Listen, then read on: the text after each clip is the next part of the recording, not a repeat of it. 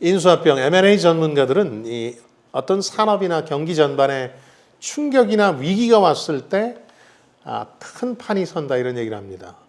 그러니까 어려워져서 매물로 나올 기업이나 사업이 많고 아니면 거꾸로 그중에 오히려 잘 나가서 군침 흘릴 만한 그러나 싸게 살 만한 매물들이 많아진다는 뜻입니다. 이런 의미에서 요즘 외식업만큼 큰 판이 선 분야도 많지 않을 겁니다. 2020년 이후에 4년 만에 다시 큰 판이 서고 있는 중입니다.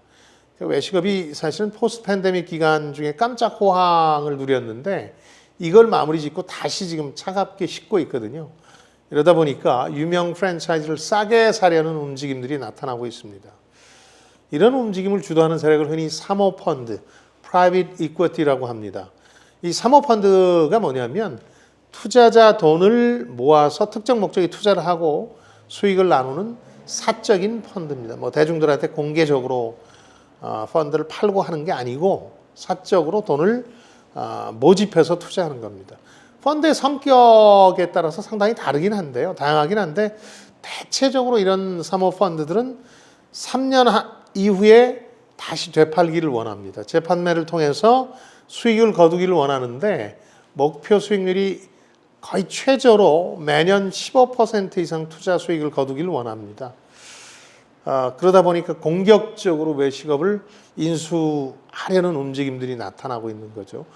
최근 예를 좀 살펴보면 프레스트 파트너스라는 사모펀드는 명륜진사갈비를 1,600억 원에 인수했습니다.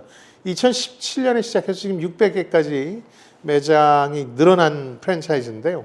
또 임마누엘 코퍼레이션이라는 사모펀드는 메드포 갈릭을 500억 원에 인수했습니다. 인수 주체가 사모펀드는 아닙니다만은 서마식품은 400억 원의 요아정이라는 그 아이스크림 프랜차이즈 있죠. 여기를 인수했고 맥도날드 운영사도 지금 카타르 기업 카말 알마나로 바뀌었습니다. 우리가 하다가 또 저가 커피 컴포즈 커피가 필리핀 외식 기업 졸리비에 4,700억 원에 팔렸다. 이런 소식은 아마 들으셨을 테고요. 지금 시장에 나온 매물도 많다고 그럽니다. 버거킹, 노랑통닭, 여기 요즘 인기 있는 런던 베이글 뮤지엄도 인수 의사를 타진 중이라는 소문이 있습니다. 이 동종업계 경쟁업체라든가 외국 경쟁사들이 사는 경우는 조금 다르긴 한데 일반적으로 사모펀드는 아주 단기의 재매각과 큰 수익을 원하다 보니까 인수 직후부터 바로 이 경영 합리화 작업에 돌입합니다. 뭐 경영 합리화라는 표현을 쓸 수도 있겠지만 하여튼 이익을 짜내기 위한 다양한 수단들을 내놓습니다. 점포나 인력 조정은 말할 것도 없고 재료비 또 운영 방식을 이 부가가치를 높이는 방식으로 철저하게 재편하죠. 그러다 보니까 어떤 패밀리 레스토랑 같은 경우는 비싼 스테이크 판매에 주력해서 소비자들이 다른 경쟁력 있는 메뉴들을 시키기 어렵게 만들어 놓습니다. 뭐 시키는 건 아닌데 일부러 그렇게 하는 거죠. 또 인기 고깃집 같은 경우에 이 사모펀드가 인수한 다음에 모든 류의 세트가 많아집니다. 그렇게 해서 전처럼 비싼 부위만 소화하는 게 아니라 싼 부위에 고기들을 포함시키는 거죠. 소비자는 이걸 잘 의식하기가 어렵습니다. 소비자가 직접 느낄 수 있는 분야들이 아니니까. 치킨 프랜차이즈 같은 경우는 가맹점에다가 여러 가지 비용을 떠넘기는 경우도 많죠. 조금 맛이 달라졌나? 뭐 이런 정도로 생각할 수도 있는데 또 심지어는 뭐 체계가 잡혔다 이렇게 느껴서 긍정적으로 평가하는 분들도 있습니다. 근데 그건 외형적인 거고요. 실은 비용을 줄이고 매출과 수익을 극적으로 늘리기 위한 여러 가지 방편들입니다.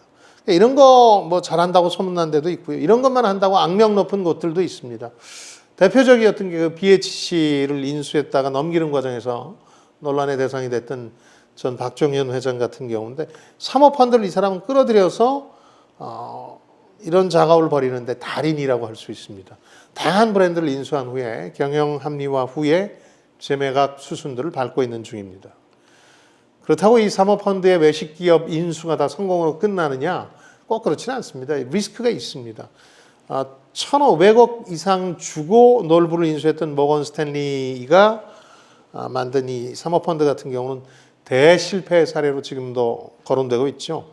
경영 합리화를 한 다음에 중국 시장에 진출해서 몸값 불리겠다 이런 구상이었는데 이게 실패하면서 지금 인수가의 몇 분의 1로 가치가 추락하고 말았습니다. 반면 버거킹을 인수했던 그 VIG 파트너스는 3년 만에 2배 홍콩계 사모펀드에 넘겼고 투썸 플레이스를 4,500억 원에 인수했던 앵커 에코티즈도 2배 이상 가격에 지금 팔아넘겼으니까 이번 외식업들의 큰 판은 어떻게 펼쳐질지 소비자로서 한번 지켜보는 것도 흥미로울 것 같습니다. 자, 지금까지 김방희였습니다. 저는 여러분들의 성공을 응원합니다.